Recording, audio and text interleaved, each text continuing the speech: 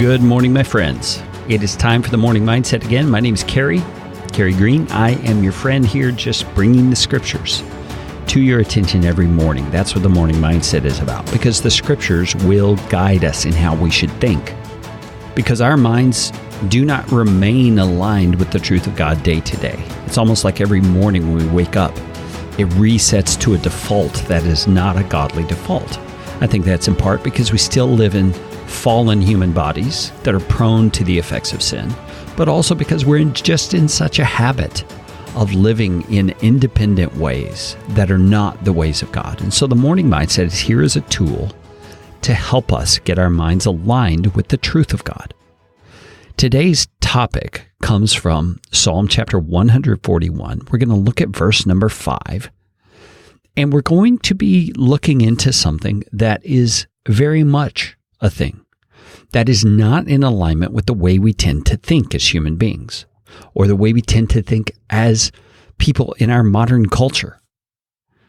I want to start out the topic by asking you a question. How do you typically respond when someone comes to you with a concern about you, a concern about your life? What's your instinct in terms of response? What are you most likely to do? Will you get defensive? Will you lash out at them?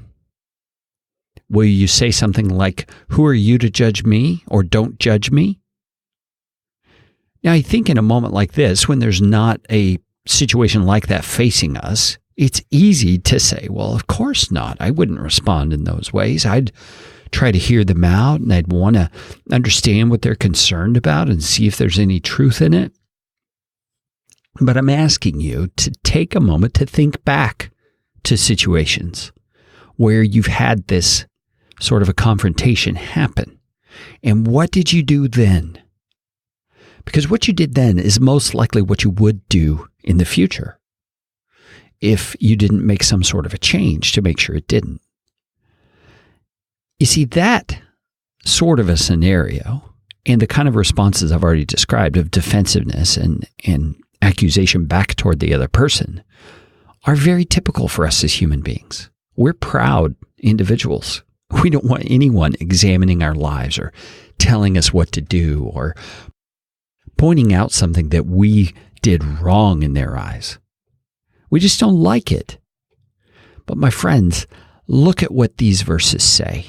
In Psalm 141, verse number 5, it says, "Let a righteous man strike me.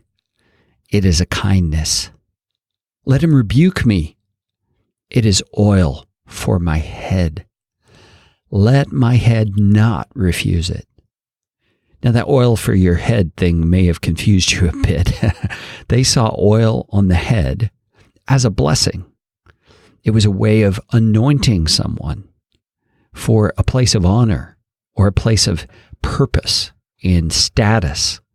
You see, so he's saying when a righteous person, someone who has your good in mind, someone who knows God's ways and lives God's ways, more importantly, comes to you and says something painful to you or brings something painful to your attention, it is a kindness they are doing to you.